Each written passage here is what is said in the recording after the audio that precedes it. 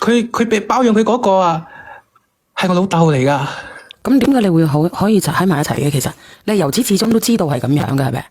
我唔知噶，開頭說時啫。咁你唔知點解會咁樣嘅？其實好奇怪啊！你連上嚟嘅時候就會，因為點講？我同我女朋友啊，我哋係讀書同學嚟噶，大學同學嚟噶。我讀書嗰時咧已經好中意佢噶啦，都追緊佢，但係佢一直咧就冇岌頭，直到我哋畢業咗之後，我哋先喺埋，先正式喺一齊嘅。然之後，因為我爸開公司噶嘛，屋企生意都還好，所以我畢業之後咧就喺阿爸公司度做嘢。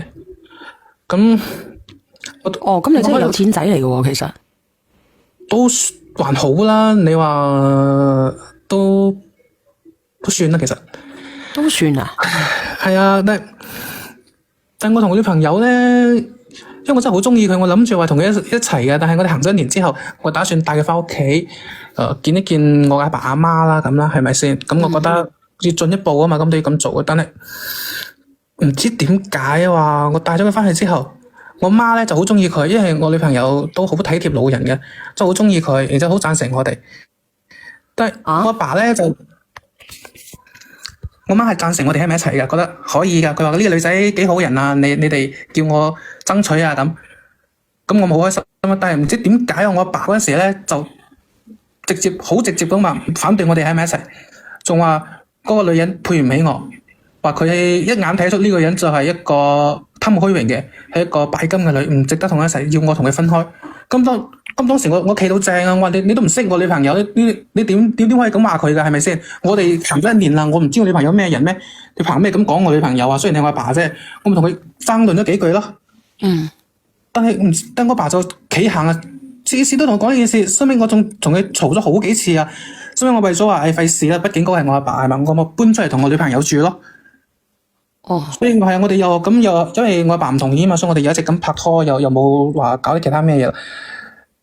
咁我就諗住等時間丟淡啲啊，到時等我阿爸態度好啲啦，我再同你講我哋後邊嘅事啦，咁啦係嘛。但係有時有啲嘢咧真係整定噶，因為嗰啲嘢就算你點避嘅好啊，都避唔開噶。就上個月到啦，上月咁有一日我喺度上班啊嘛，大家覺得自己唔係好舒服咁，我咪諗住反正自己屋企公司係咪先，咁我早啲收啦，咁可以翻去同女朋友二人世界啦。因為我哋已經好耐冇，因為成日翻工冇好浪漫咁兩人一齊啦嘛，我咪數翻去咯。點知我一翻去啊，我打開個門啊，你知唔知我見到啲咩？一個點樣嘅畫面啊？你講。我見到我老豆喺入邊啊，攬住我女朋友啊，佢一手攬住另一個手，喺身度摸嚟摸去啊！我睇到我成個人哐一聲，成個人都頭都痛晒，咁喝佢哋啦係嘛？話你哋做咩喺度啊咁？我女朋友一見到我啊，咪即刻推開我老豆啦，就喊住同我講話，我老豆要非禮佢，要對佢對佢侮辱佢，話想咩佢？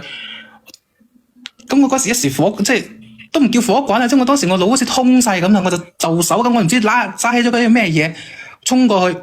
我想問下你哋邊度人嚟噶？我夠膽講啊！我驚講出嚟，因為我驚講出嚟，大家都知道我係邊個。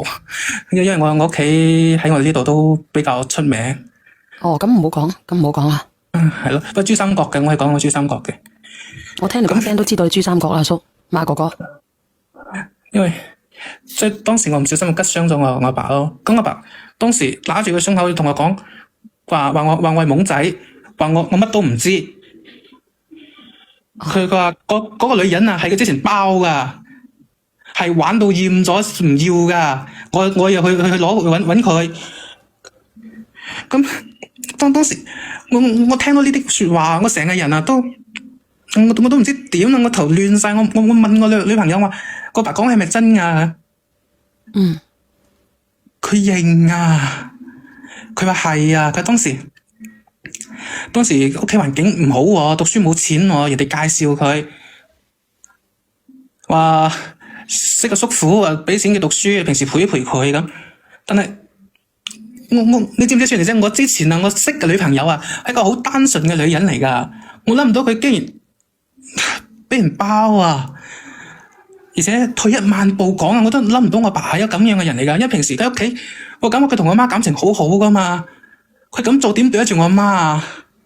佢點對得住我啊？當我女朋友嚟㗎，所以咁多女人啊，搞邊個唔好啊？係都要搞我女朋友。你講，你唔使咁緊張啊，你唔使咁緊張，冇人知道你係邊個嚟嘅。咁當時你使唔使緩和下你情緒先？因為我呢度咧唔可以太激動啊，呢個情緒。你好啊，本色哥，你好啊。你好，小圓姐姐中午好，大家好，我喺度聽緊。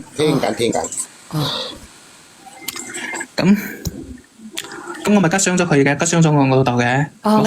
你講下呢個朋友仔，你講嘢，你講乜嘢？喂，你好，倒數第一咪，倒數第一。